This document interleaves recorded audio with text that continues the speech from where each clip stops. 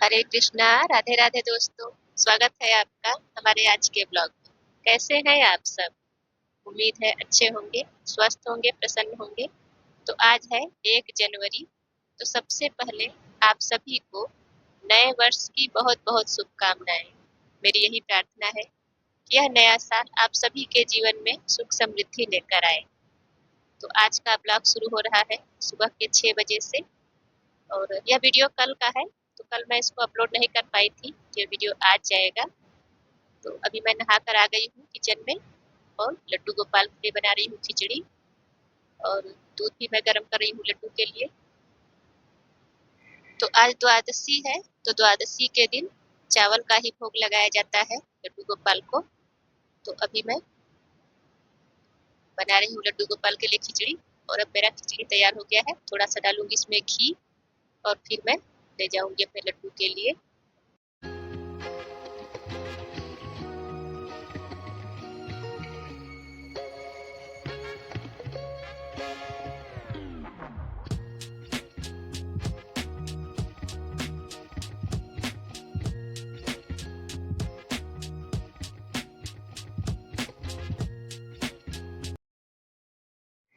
तो अभी सबसे पहले मैं पानी गर्म करूंगी पीने के लिए।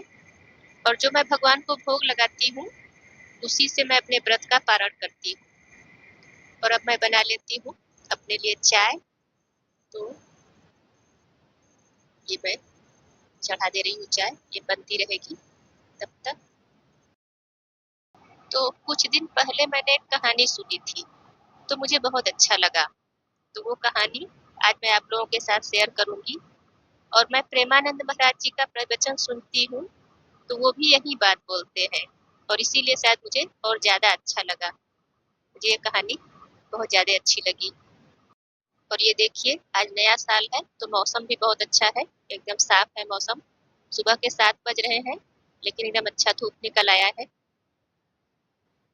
देखिए सबके साथ ऐसा होता है कि अगर कोई आपकी बुराई करता है, शिकायत करता है, पीठ पीछे बातें करता है, तो बड़ा खराब लगता है।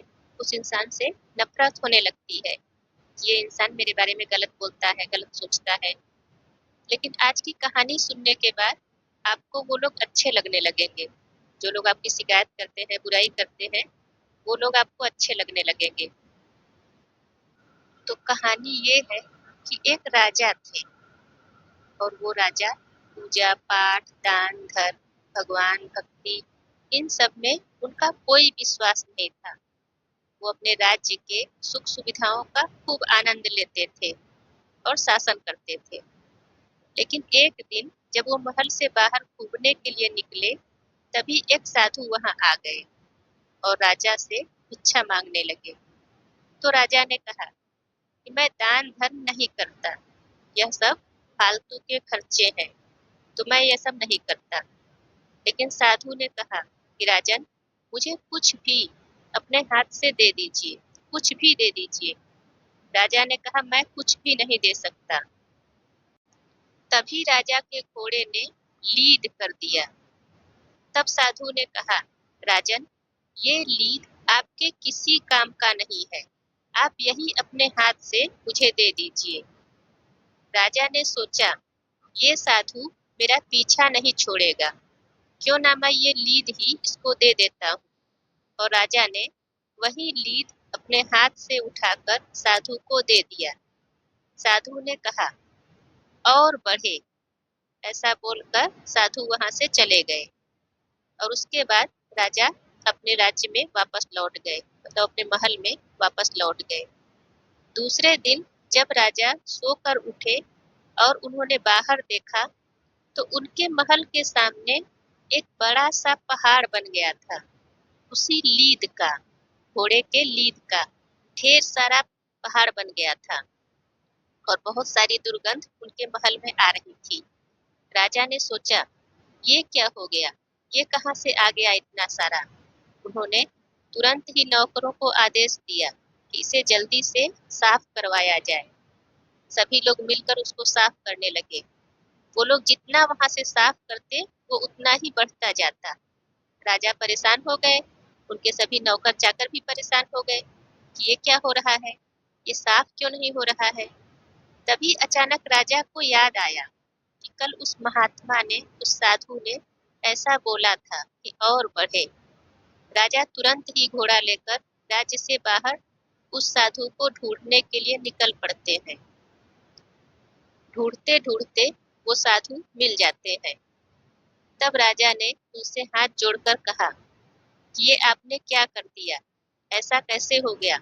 उन्होंने साधु को सारी बात बताई कि किस तरह वह घोड़े का लीद पहाड़ बन गया है। तो साधु ने कहा, ठीक है, मैं इसका उपाय कर देता हूँ, लेकिन जब तक इसका उपाय सफल न हो जाए मुझसे कोई प्रश्न मत पूछना। राजा ने कहा, ठीक है, आप उपाय बताइए।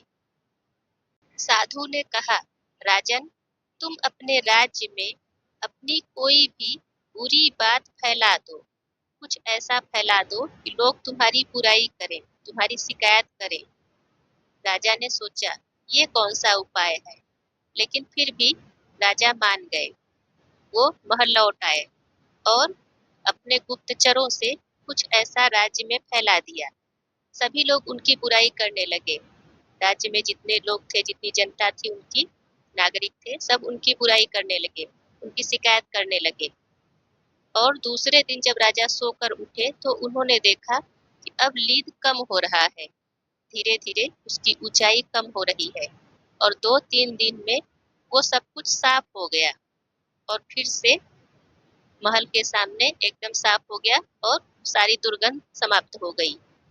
फिर राजा ने सोचा कि अब मैं जाकर महात्मा से मिलता हूँ। इस बार जब राजा साधु से मिलने गए तब साधु को अपने साथ महल वापस ले आए और उन्होंने हाथ जोड़कर पूछा कि अब मैं आपकी बात को समझ गया हूँ। राजा ने कहा कि अब सब कुछ ठीक हो गया है, तो क्या अब मैं आपसे प्रश्न पूछ सकता हूँ। साधु ने कहा, हाँ ठीक है, पूछो, क्या पूछना चाहते हो। तब राजा ने कहा, ये सब कुछ कैसे हुआ। तो साधु बोले, ये सब तुम्हारे कर्म थे, तुम्हारे कर्म की वजह से ही ये पहाड़ बन गया था लीद का। क्योंकि जो कुछ देते हैं वही सब कुछ वापस लौट कर आता है। अगर तुम किसी को दान में पैसे दोगे, अनाज दोगे, उसके जरूरत की चीज दोगे, तो वही चीज तुम्हारे पास बढ़ेगी। तुमने मुझे लीद दिया था, इसलिए वही बढ़ गया। साधु ने बताया कि जो भी तुम्हारा पाप था, जो तुम्हारा प्रारब्ध था, उसी के वजह से ऐसा हुआ था। लेकिन जब कोई इंसान किसी दूसरे व्यक्ति की बुराई करता है, शिकायत करता है, तो उस व्यक्ति का पाप उसके पास आ जाता है। और जब तुम्हारे राज्य के लोगों ने तुम्हारी निंदा की, तुम्हारी बुराई की, तो तुम्हारा सारा पाप उन लोगों में बट गया। इसीलिए ये सब कुछ साफ हो गया। तो अब से अगर कोई आपकी बुराई करे, आपकी शिकायत करे, तो आप खुश हो जाइए, क्योंकि आपके बुरे कर्म, आपके बुरे पाप सब उसके पास जा रहे हैं। तो आज के वीडियो में बस इतना ही। अगर वीडियो आपको पसंद आए तो वीडियो को लाइक कीजिए और चैनल पे पहली बार आई हैं तो चैनल को सब्सक्राइब करना ना भूलें। मिलते हैं फिर अगले ब्लॉग में।